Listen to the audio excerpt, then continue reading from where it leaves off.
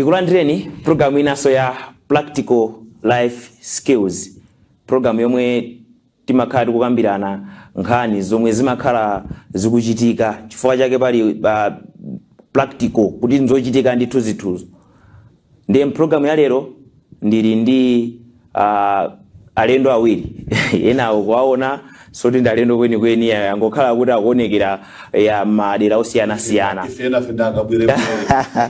Aya nkhakale kuti ndakabwerebwere koma ndiyambe ndi pakati apa ndi Francis Malunga iwo ndi natural therapist. Ndalitchula bwino. Ndimakuyanga ndisisani kuti kodi mundivomereza. Yes. Kumapetoko ndikabwerebwere wa practical life skills. Wellington Kuntaja. Ndimafuna ndizinena kuti mwini wa mpando uno andakhoza madabwa ndi Steve koma atalandirana zochita zimakhaza mbiri kuno ndi anthu ena akakhala akagwira ntchito zina timati ayi kodi bwanja watakhala kwapa kuti ntchito isakanike. Topic yathu ya lero akuti thupi samanga ndi miyala. Ndipo topic yapo sindikuvira kana nthawi yembegezera topic imeneyi. Thupi samanga ndi miyala limafuna kudya. Exactly. Akuti zimene zivini ngakhale mu Bible zilimo. Ndipo azukuti ndi awa lero. Ndimaona ngati yamene ndi mlendo amazankalumu kokuti azukuti. Nakasindeza mbiri akudziwa talandire onse ndithu amene akutiona pa nthawi ino. Ndifo kondwa kwambiri kuti mumakhala pamenepo program yanu ijaso yabwera imene ndiyo ya practical life skills. Nde tidindi muti natural therapist. Ndimafanza kuti ine sinamvepo kuti natural therapist. Ndi chani makamaka mumapanga specialize zotani. Tisanayambe topic yathu ya lero. Every time ndikabwera kuswambia makamene actually it's and practice ndithu imene ntchito yanga ndikumana ndodwala mathandizo odwala. Komano it's not like conventional practice. Imachedwa kuti alternative medicine practice. Okay. So timaphunzira kumuthandiza munthu posagwiritsa ntchito madrugs komanso surgery. Okay. Of course, pali nthawi zina zimene tikhoza kufuna zinthu ngati zimenezo. Koma si nthawi zonse, nthawi zimene tikhoza kumuthandiza munthu popanda zinthu zimenezo, timakapena ayeseraso mankhwala achizungu akanika. Then pali njira zina. Ngakhale mankhwala alternative sinimakondanso kwenikweni. Timakonda matherapy. Chifukwa timakhulupirira kuti thupi lili ndi capacity lakuzichiza lokha posagwiritsa ntchito mankhwala kapena surgery. Zimene zimatheka. So ntchito yanga in short. Ndi inu munthu mukunikira madera amenewo kuti bwachi mutapanga zote. Actually amene apite kuchipatala. Investigation yonse ichitike kuchipatala kucha. Ndi abwere kuti vuto langa ndilakutira kuti ndagwiritsa ntchito mankhwala achizungu ndapita ndakumana ndi awa ndapanga izi. Zonsezo kutani zikukanika. Then akabwera ndi ife timayambira pamene popo. Ndikukhulupirira kuti mene mwateremo ana amene akuonera wina wakhala unifana zakhale natural therapist.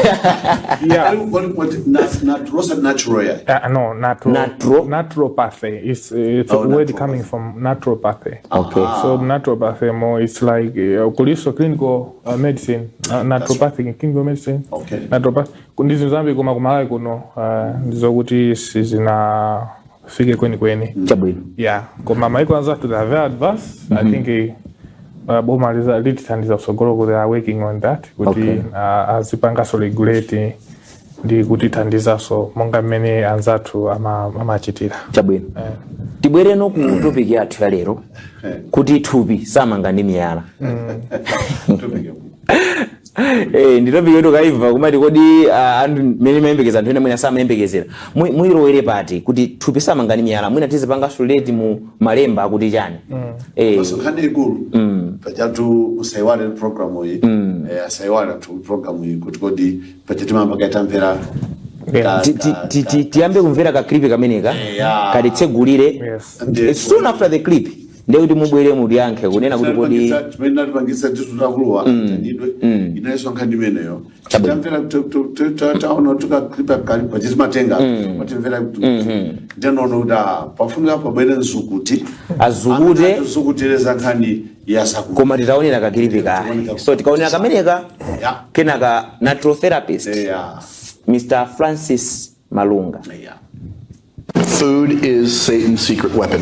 The children of Israel went down into Egypt and were slaves for 400 years because they were looking for food. Esau sold his birthright to Jacob for food. The scripture said for one morsel of meat, he sold his birthright. Naomi and Elimelech went down to Moab for food. Maybe that's why it says in the New Testament, whether therefore you eat or drink or whatsoever you do all to the glory of God. He's used it to kill more people in world history than any other weapon. Most Americans dig their graves with a knife and fork. I'm telling you, your health, use it. Your fitness, use it, or you will lose it.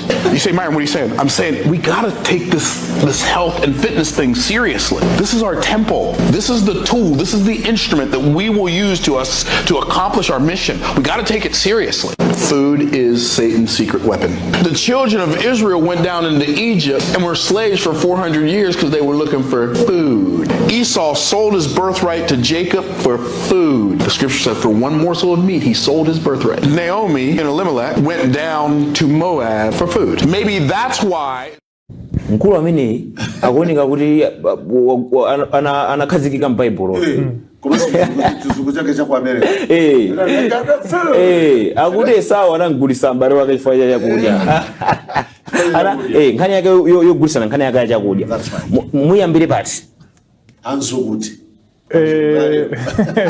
Nkhani ya chakudya sitimanga ndi miyala. Yes, koma in relation to the Bible mwina ndizo momwe konzekera kuti tigawanire. Actually, tiyambire ponena kuti topic yokhayo right? Ndi mmene anthu fe timakambira kuti thupi samanga ndi chani ndi miyala ndi chidaso cha mphamvu wapasa anthu chimene anthu amachitenga ngati license yodyera chilichonse kuti akhoza kudya chilichonse akhoza kudya nthawi iliyonse imene afuna.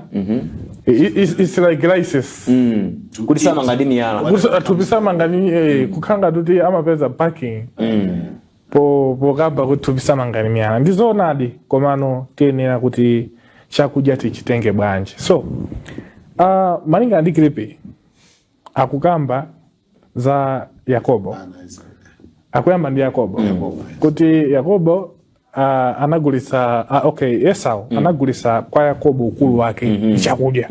Anafika ponena kuti ukulu so nkajani ndipase supu ndije ukulu kajani.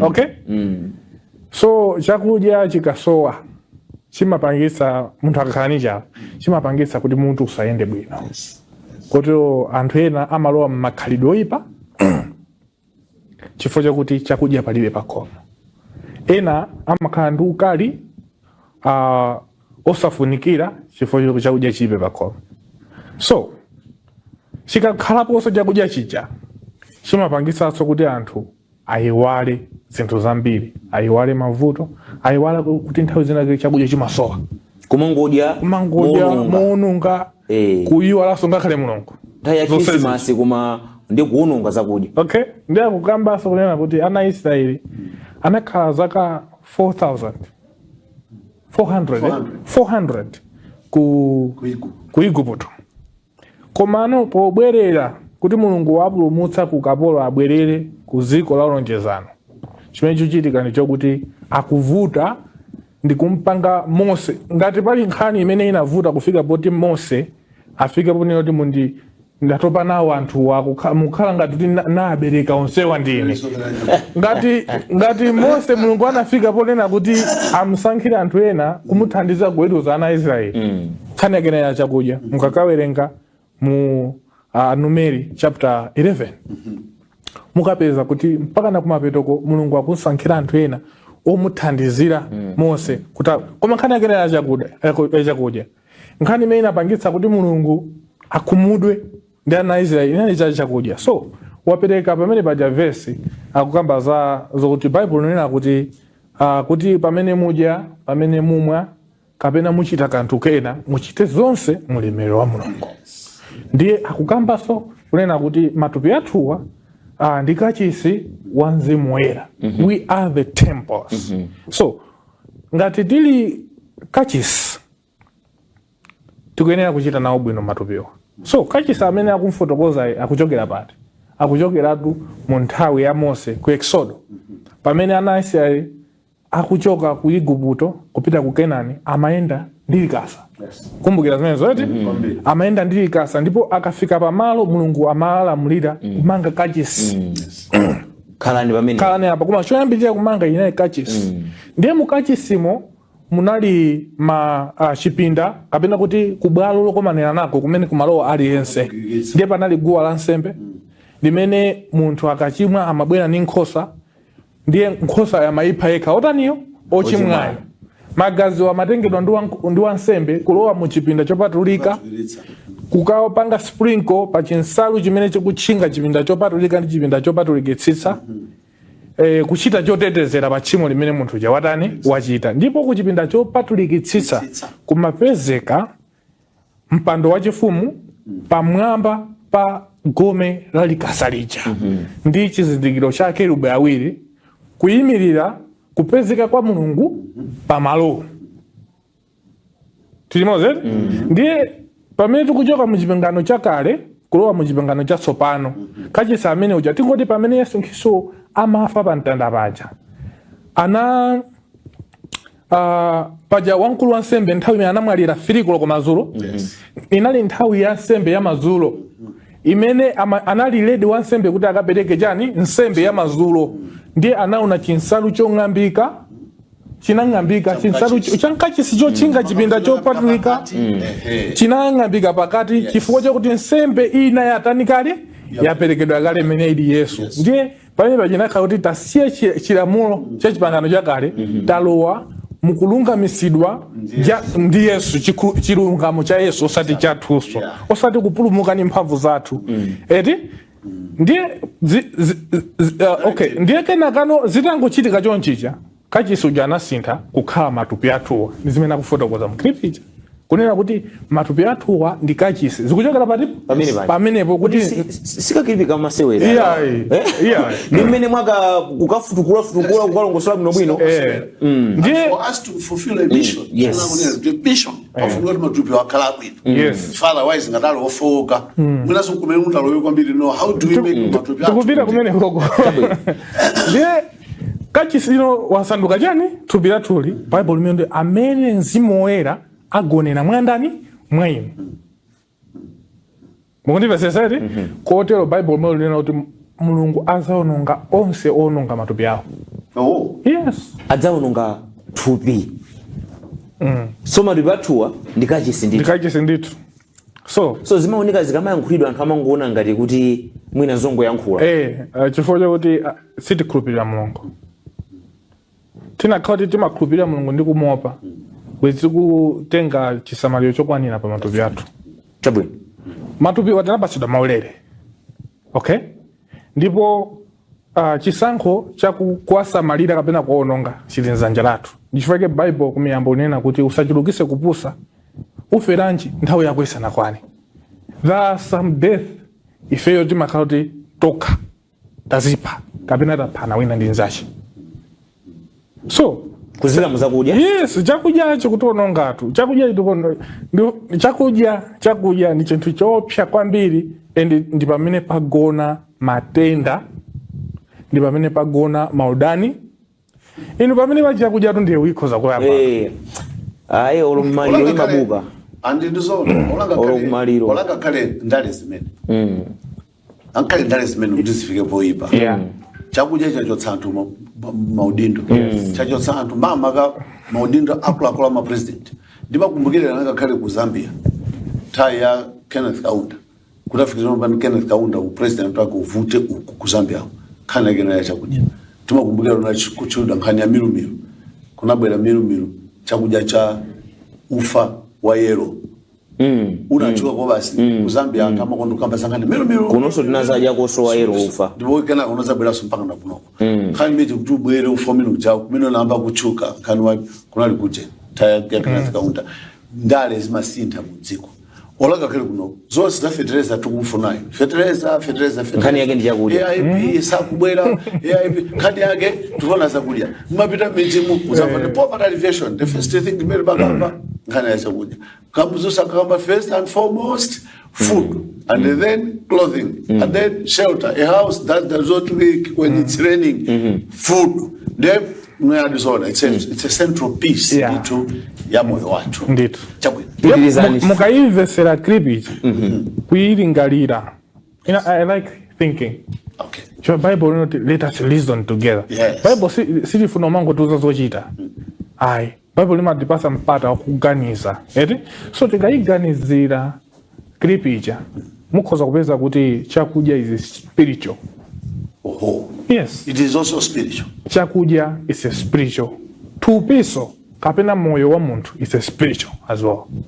So ngati moyo watu timango utenga kuti ndi moyo bwana tikulakwitsa. Okay. Maulongeza zinthu zonse tikulakwitsa. Ndiye lero nimafuna kuti tikazikike pa nkhani ya chakudyachi.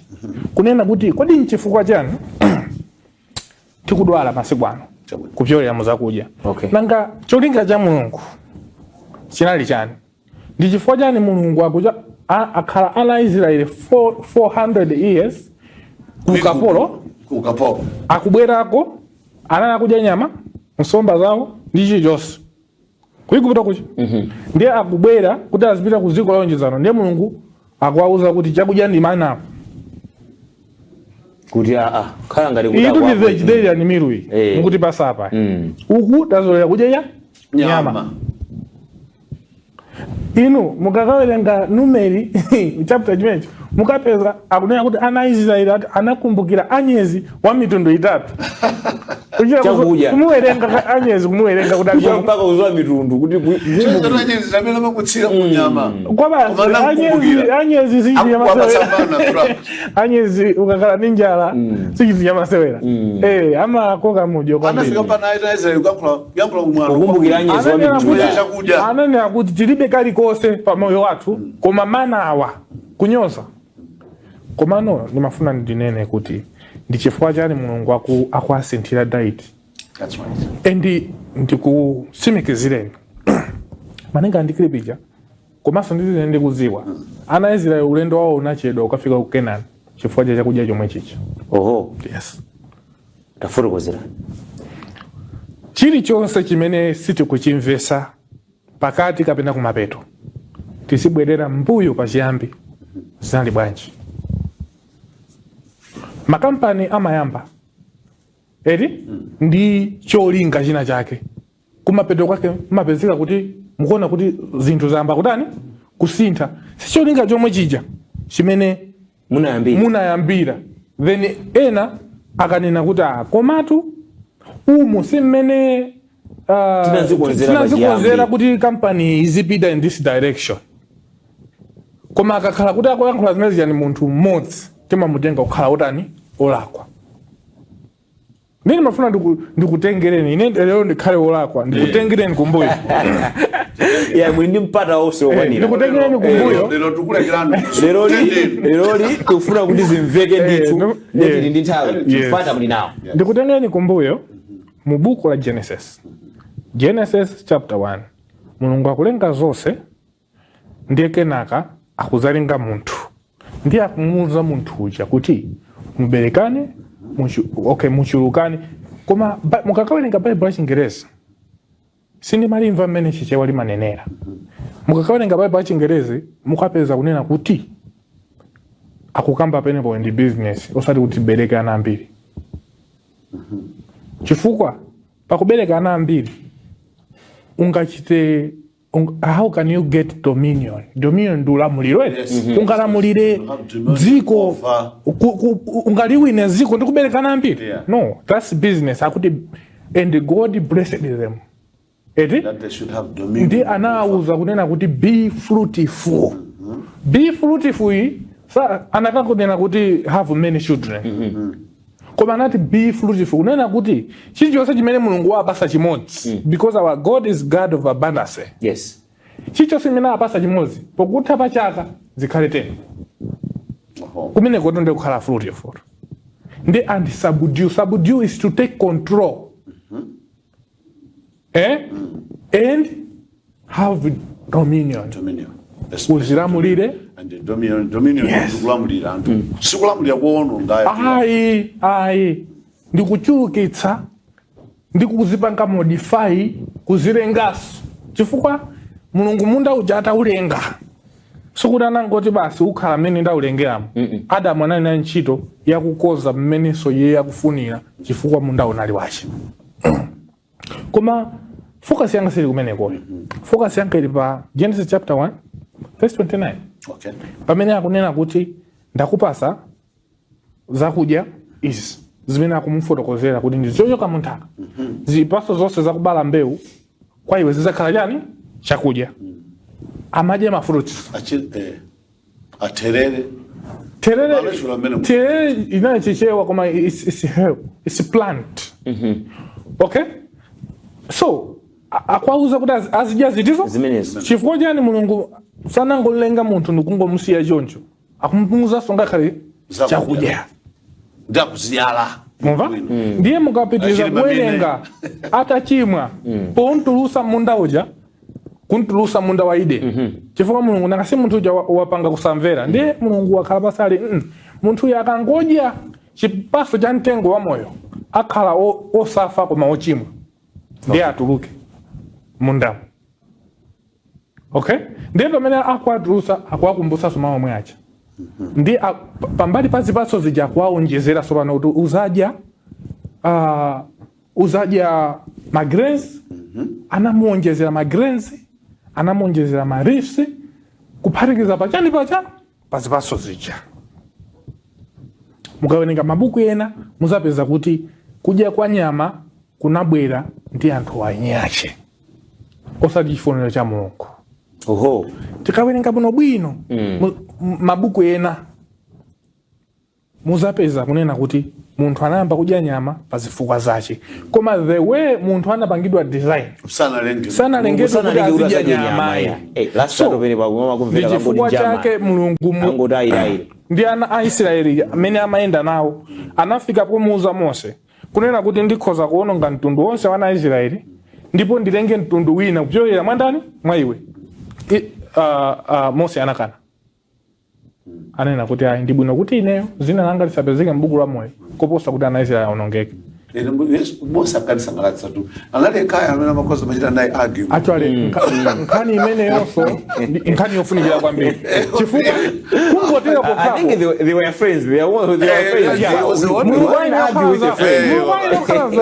actually amamuthandiza nzeru mulungu amene afika ponena kuti mukaonongana Israeli Aigupto azakutengani kukhala mulungu oyipa akunthandiza nzeru amene ndi moyo ku Igupto amavutika koma ali ndi moyo inu mwaphe muno ayi msape ndi bwino ineyo ndisakalowe kumambako koma ana Israeli akhale pamene paja pali phunziro la self sacrificing love maziwa self ndionena kuti ndalama zambiri zikhale ndine ochena kwambiri akhale ine zonse kukokera mbali yako wafoni yabwino ndikhale ine mkazi okongola kwambiri akhale wanga ana bwino okongola kuti azibadwa kunyumba kwanga chilichonse that is safe ndiye ukutenga safe uyo kuyipanga sacrifice ndikhalidweso limene Yesu analionetsera kufa chifukwa cha dziko lonse pali nkhani focus yathu sili kumeneko focus yathu yapanga kudya nimeona ngati timweri mazi pang'ono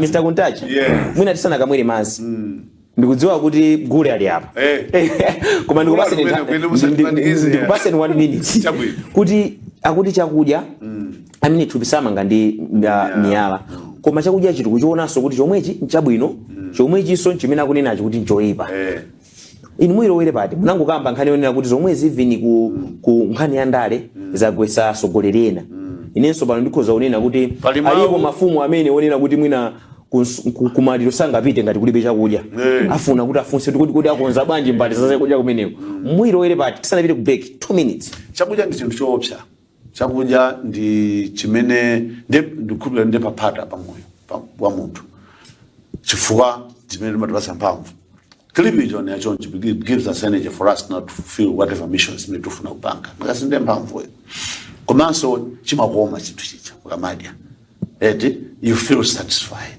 to kudya kumeza ndimachita kumva kukoma mukumva kukoma kumeneko ndikoni kubedena kusamalitsa ndipo ndipofunika wisdom ni imene ndifuna no achikulire wa milada amalobo mkatikati masa kudya ndi utherapy uchani Natural therapist. Ndio meno tufuna lithandize. Majaija akabati suja chupisili mbani miyala. Komano akando kunosona miyala yona ngamba tenga miyala na ili onse kumango ai unene kukala paneno ka selection kitu. Tiregeze kuna kuti in fact palisi mao paganism kuti too much of everything is poisonous. Okay. Right? Chakunya joso wanga kale simeneni kunu wije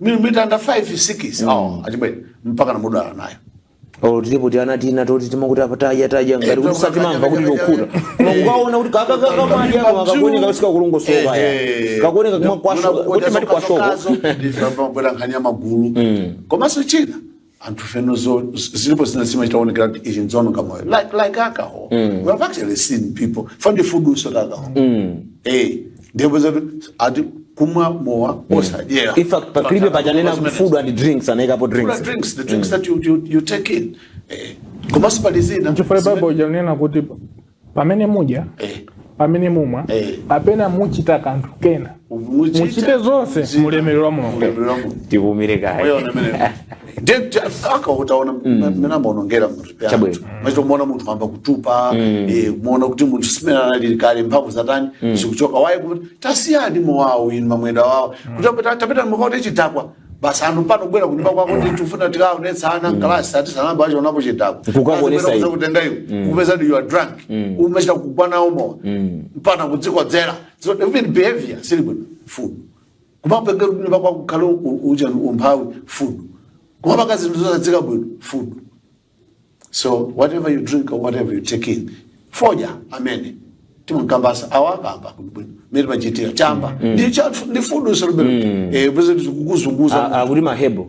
Akakhalira ndibati kawidi. Wakawidi kamene kokuti kuti chani. Mabeto kake tukozo wakafira nzibese zikuona ngati. Chabwino. True. Tipumine tibwereso. Program yake ndi ya practical life skills. Ndikuona ndithu kuti mukhoza kuona kuti yafikapo. Timati pa climax kufotokozera nkhani ya chakudya timangozoona zakudyazi koma kuti tikuyenera kuti tizidye bwanji koma kumangoti ichi watenga pamene wapeza anthu akudyapo iwe kungolowa pomwepo china chilichonse ena ndamayendera mwambi uja zabodza zenizena kuti chinenepesa nkhumba sichidziwika tipumire kaye tikabweranso ndithu ndiye timveso zambiri za nkhani ya chakudya.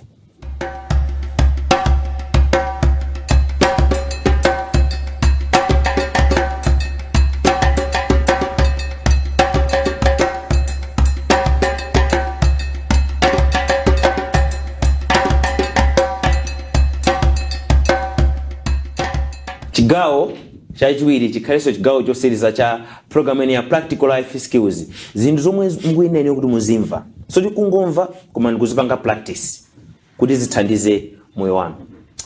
Mr. Malunga ndinakudulani kuti mukhale ngati kuti nakayaka so munayaka munayaka mufuna ndizime kuti ukamayaka sudziwaso nena kuti mwayaka chabwino chigawo chachiwiri ngani ya chakudya ndi nkhani yayikulu kwambiri ndikudziwa kuti mwina tikhoza kutenga nthawi yayitali tikuyiyankhula koma ndikufuna mugunde ndi chimwe kugundamo muli nthawi yokwanira.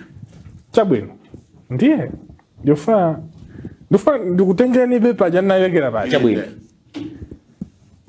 galimoto ikakonzedwa okonza galimoto amati galimoto iyi ndi ya petrol ife lero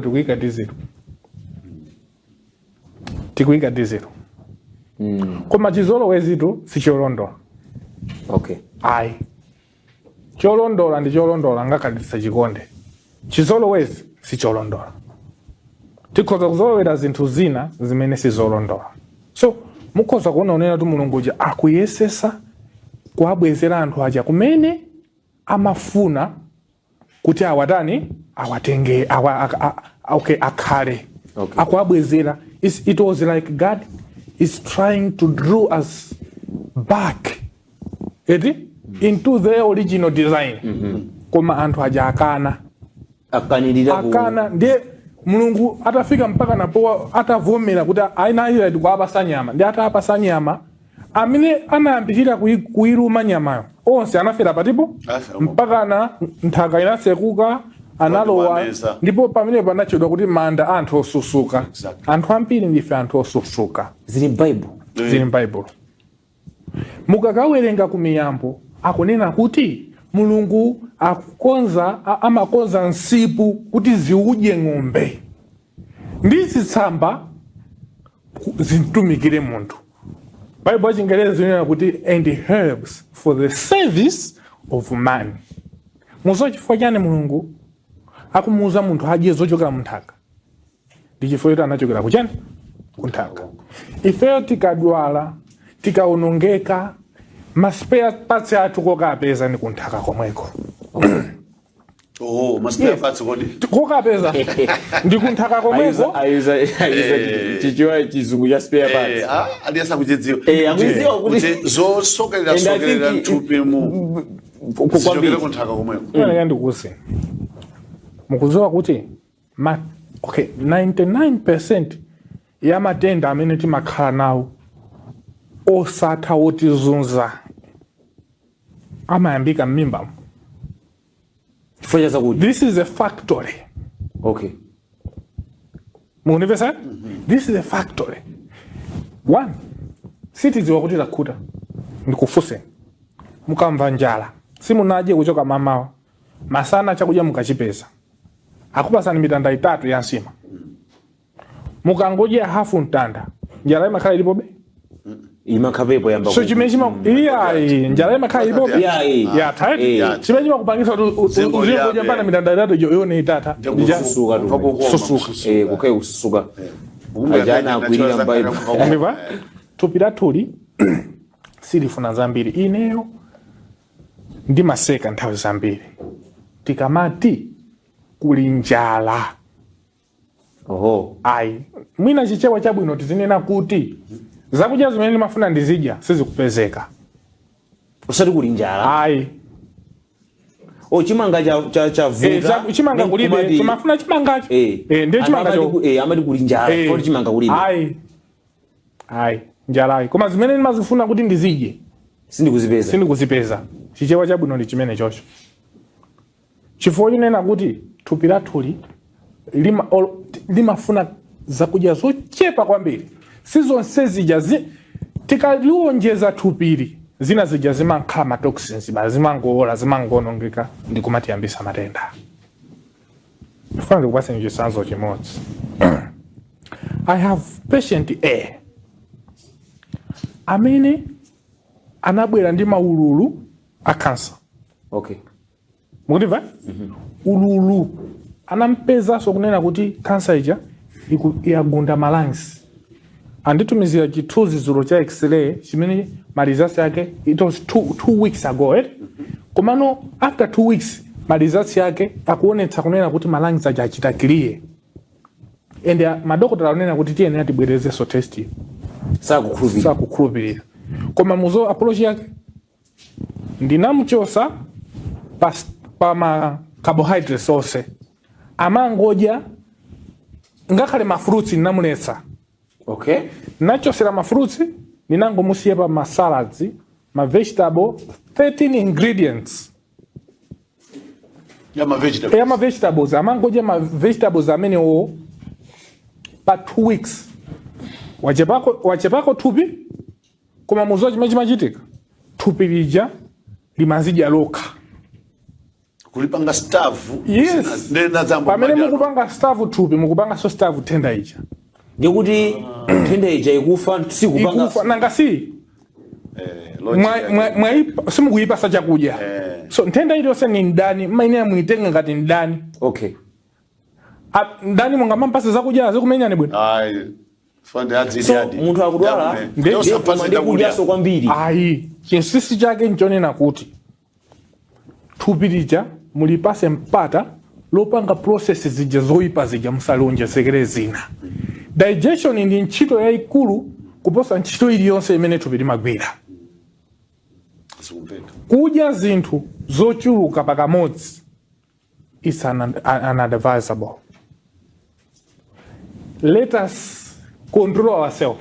Kuma piridi matitika pita ku buffet mahotelo ndimafuna ndizinena kunyamula nkhuku kunyamula mayonnaise kunyamula mipunga sima kunyamula chimbale choncho kakhala pa table kuzaika pa chiche ugamba kudya kumaliza pamayankhula zotuka nkamwe ndizotuka ine nditero choncho kuti sindikuwalesa Malawi kudya nyama, sindikulesa aliyense kudya nyama, koma tiyeni pa chilichonse chimene tikudyacho chilichonse ngakhale zabwino zomwezo ndizoyipa mukazonjeza.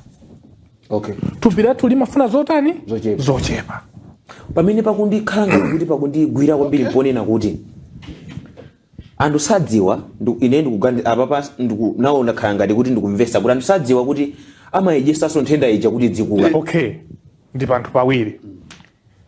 Nthenda maka ndikukamba kwambiri za kansa, chifukwa kansa yavuta. Yes. Kansa yavuta and kansa ndi nthenda yozunza. Ndisana vite umeneko. Mazo munthu wamng'ano kwambiri ndamene ali bwino. Kuti tukamba panzopanda ntchito. Kwa munthu wabwino. Kwambiri. Ano anthu amabwera ukuti thanzi lawo labwinobwino wangu odwala pang'ono. Ukamabasa malangizo aja, they take it as a burden. Ali afuna samanjo. Yemwe uja next year. Ampera chijoso rodamuza kuti mumwe mikozo amwa. So wamwano ndu amene ali bwino. Koma ndikuze thanzi labwino lagona pa balance ya acidity ndi alkalinity. The more you eat meat and chemical foods and sugar, yemwe yamataka soa ndikumanda ndaula. The more you eat those things and zakudya zambiri zimene zili muli mankhwala osungira zakudya ma preservatives. Zimene zijasi zikalowa nthupi more chemicals and artificial foods. Tikazidya zimene zija zimakachita thupi lija zimakakonza a convenient place for all these diseases, for the virus, for the bacteria, for the cancer cells, kuti zipange survive. Ndikuze tinakhala kuti tizingosamala ndi chakudya. Muzipata mathu odwala ali ochepa, ali ochoka mwendoka. Adzaza meye munda ususuka. Ali ochoka mwendoka. Ngasi mwendoka ndi ngozi basi. Chinthu chimodzi chimene ndirakuze ni chonena kuti anthu omwewo amene akupanga control big pharma ndo omwewo amene amapanga zakudya. Ndo omwewonso amene ali ndi mamedia akuluakulu ndi mashareholder konse kucha. They influence you to eat poisonously here so that they can treat you temporarily here and keep you suffer while they are getting money. And I'm not withdraw. I cannot withdraw that. Muntu kudwala anthu kumasangalala kuti ndalama zikulowa. Yeah, ni ndalama. I've seen people just okay, there's no way muntu angachire diabetes. There's no way muntu angachire BP. Those are habitual diseases. Without changing the habit. Paribe.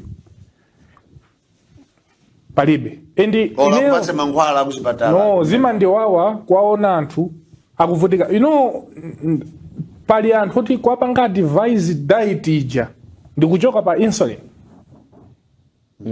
Nkuchoka pa mankhwala ndi insulin. Popanda kwapasa mankhwala wonse just kungwachita device kwasogolera mutere munthu uja yekha amazichiza yekha. Munthu utu ndikuzenitu ku ntchito kwathu amachira ndi zibalo zimene tikumpasa. Zimene anakazipasa yekha. Amakachira ndi chibalo chimenechi. Yes, kuti izi. So matenda ambiri amene chakudya chikutiononga ene ni nkhondo yayikulu imene aliyense amayenera kuitenga serious. Chifukwa kukhala muma scheme apamwamba ukhoza kukhala tu pa scheme yodulisisa yonena kuti ukhoza kupita ngakhale ku US kukalandira chithandizo. Koma thanzi sagula ndi ndalama. Okay. Ayi. Anthu amanena kuti zakudya anthu matenda ngati BP zomwe muna zikhansa akamazipanga compare anthu ochita bwino ndi anthu amene ndi osauka zimapweteka anthu ochita bwino. Yes. Ndizoona zimene Zakudya. Munthu wakumudzi usampeza sakudandaula za BP. Pano silikulu la chilichonse linapita kulilongo. Eti? Likulu la chilichonse linapita kulilongo. Kuli ndalama zambiri kuja kulilongo. Pokuti pa 5 years muzaona kuti kulilongo kuli anthu odwala kwambiri kuposa kulanda kuno. Chifukwa kunoko ndio anthu azidyabe mopwelewera. Chifukwa alibe zokwanira. Mukapitatu kumuzitu anthu savutika. My infection yote amadwala infection ndi kuchira oka. Yoka. Ifeyo oloteni so naturally chifukwa chosowa saja kusowa kuja starving yourself is medicine. Njala it's medicine. Even kuchepa thupi. Okay? Anthu akumapita ku gym ndimaona anthu akumapita ku gym kwambiri kukatimula kumene kujako akapita ku nyumba akadye nyama. No sense. Sinanga amanena kuti zisulo zimafuna chakudya. Akuti zisulo zijamaso amene amafuna muziro zakudya zamphamvu. Ukafuna kukhala munthu wathanzi, you have to balance exercise and diet. Chifukwa chake nchonena kuti tufuna kuwerengereni buku lina lake. Pali buku lina lake lotchedwa Naturopathic Disease Cause and Cure. Amakampa ndikuwerengera mapeji awiri. Chabwe. Akunena kuti our bodies are built up from the food we eat. So there is constant breaking down of the tissues of the body, and every movement of every organ involves waste. And this waste can be repaired from our food. So you can see kuti chakudya chikoza kutikonza, chakudya so chikoza so kutiraniso kutiononga. Chifama tupi atua ama pangiro kuchokera kuchakudya. Ndiye paragraph number 2 ikunena kuti it is a wonderful process that it transforms the food into blood and uses that blood to build up the very part of the body. Do you think your eating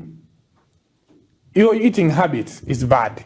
And ukudya zinthu zoyipa, magazi yako oyipa, angakakonze malo onongeka? Ayi. Ndiye akunena kuti this process goes continuously, giving life or death to the cell, muscle, tissue, and mind. And our stomach is very connected with our brain. The way we think is the way we eat. Oh. Tipita kumeneko. Or the way we think is the way we eat. The way we eat is the way we think. Ndayamba kugudwa mantha kuti mwina ndithawi ya topic ya gore yakulu. Ndi topic yakulu. Mr. Funika pati 2. Imene funika pati 2. Chifukwa ndi nkhani ina yomwe aliyense amakhala kuti ali direct involved nkhani ya chakudya. Ndikukhulupirira kuti amene akumvera pano amene alibe chidwi pali vuto lina lake. Inetu ndikutaja ndimudzindifunsa za general chofika singalo. Ndifuna bwere nokumeneko. Chifukwa lero mafuta. Chifukwa kuoneka even ma sentence amene akusololedwawo. Simasewera. Ndionena kuti Finenso ndikupfunzira nawo. Chirawo ndi imene. Exactly. Ndikuyenera ndithu kuti timvese. Ndimafuna ndibwere inu kwa mwina tikamachoka kumeneko. Mr. Malunga muzakhala mukutseka. Nthawi yathu ndimene yachita njiro nthawi ndiogawana yapano. Koma ndibwere kwa Mr. Kontachi. Ikuoneka ndi topic yayikulu. Timazoona ngati za simple. Mumakamba onena kuti anthu akapita malo amene kuli chakudya. Chifukwa mwina angochipezerera. Koma kumakhala madyedwe achilendo. Ena amakhala tikuwaona kumayika mmajekete kuti akhuta mimba yadzadza kumayika mmajekete kuti akadye. Yeti sakudziwa kuti zomakudyazo nthupi zofunikira bwanji. Basi jera zimene ndinakalawa that is why ana Israel amene anapakuma nyama uja idakwidira ujendaka ntimwajera one kumva kuwoma kwambiri ineyo zimene kakambe nza mmene munthu amaganizirira mmene munthu ngati ngasi practical lifestyle munthu ndizipanga control pachita chichonse ndinanena kale kuti ndimachita comment pambira kujiona kuti too much of everything is poisonous. China chose menunga batenge ndimakhupira choncho ndimakubwira nthanake kumudzi kwathu kudanda kulana mata chinchinya anadya maungu tsiku lero kudya maungu ndipa pili kuchoka kusadaka anakadya uje ni mpunga choka umene kubwera kusafika kunyumba kumathobwa ndikuzamaliza ndi chiwaya chokazi chachimanga chokazi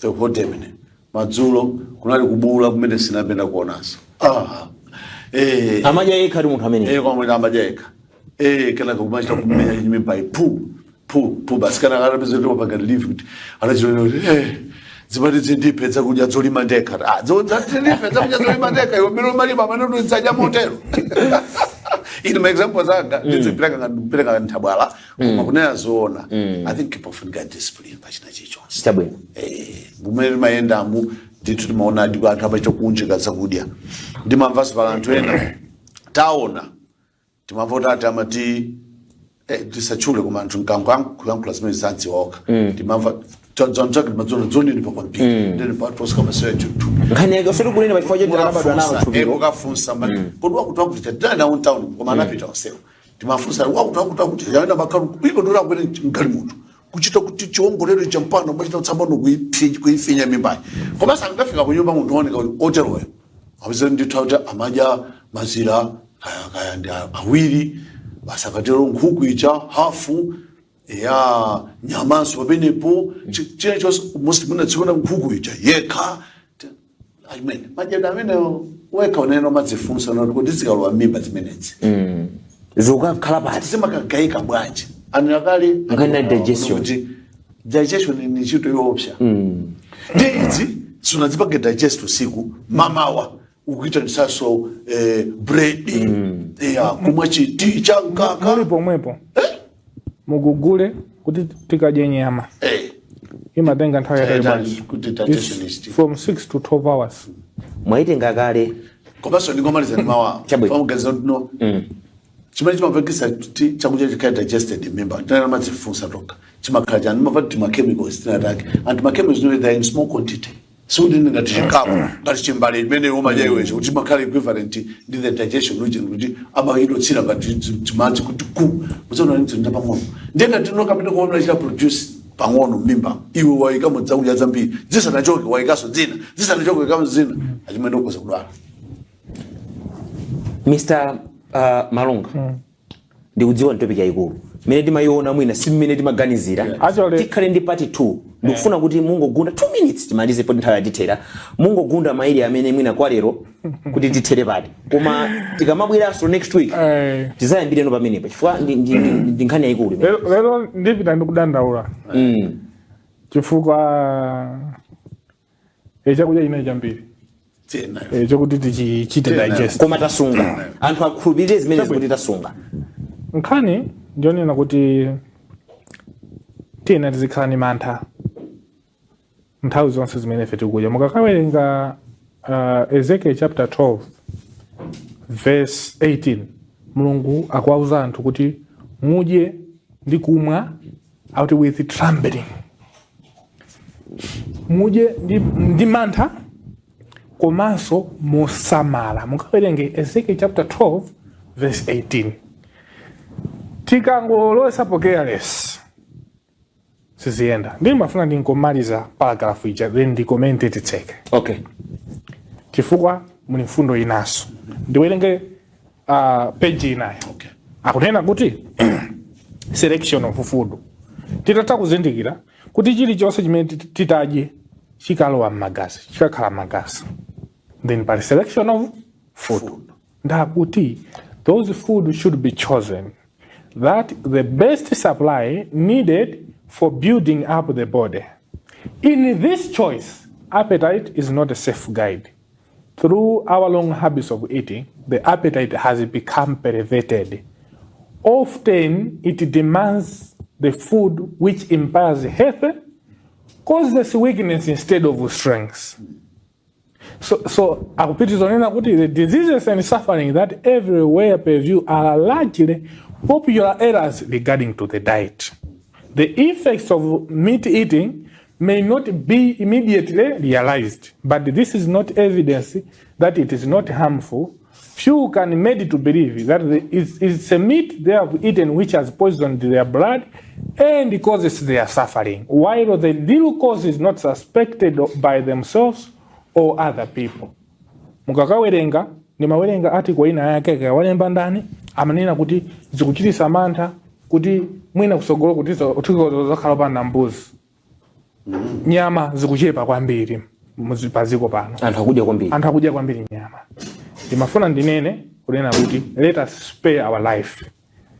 Zakudya izi zikutiononga koposa mmene tikhoza kufotokozera. Pano patikhoza kufotokoza mmene zakudya zikutionongera kuchoka mama kufika madzulo, koma ndi mmene zakudya zikuonongera sikokwana kufotokoza kumeneko. Chimene nganene ndi chimenecho. And pokala munthu amene ndimakumana ndi anthu osautsika manthu ndotero ndi zambiri to share my experience amene anthu amakhala nawo zimene maso anga aona kuli ukapolo ndi kuzunzika kwakukulu ngati sitisamala. Ndikuthokozeni kwambiri. Mwati mwadandaula koma tisunge akuti talakwe koma tisunge zimenezi chifukwa chonena kuti topic ndi yaikulu kwambiri kuti tingoyika pamwina mwa changu ndikuona ngati kuti siti chita kubwino kwa Malawi. So next week zambiri pamene ndithokoze Mr. Wellington Kuntaja inu yes ndipo simayenera kuyankhula kwambiri chifukwa kudandaula kukanachuluka. Ndikuthokozeni kwambiri kuti munapanga nthawi kuti tigawane ziwiri zitatu za program imene. Menemo ndi mmene ndithu tamalizira program ya lero practical life skills. Tinayamba ndi kuti thupi sitimanga ndi miyala zimenezo ndi wina aliyense amakhala kudziwa kunena, koma sopano ngati timamanga ndi chakudya, how do we manage food? Timadya motani nanga tikudya chani nanga timadziwa kuti chakudya chikalowa thupi mwathu chimakatani. Apo tikadziwa zimenezi zikhoza kutithandizira kuti madyedwe athu akhale osamalisa. Komanso kwa inu amene mwaonera program imeneyi ndikukhulupirira kuti mwaphunzirako zambiri kunthawi yochepa kwambiri. Muzakhale pompo sabata yamawa kumene tizakhale tikupitiriza zambiri za nkhani ya chakudya. Dzina langa ndine Abel Zulanga, pakamera ndimthokoze Maxwell Frank amene ndithu amonetsa kuti makamera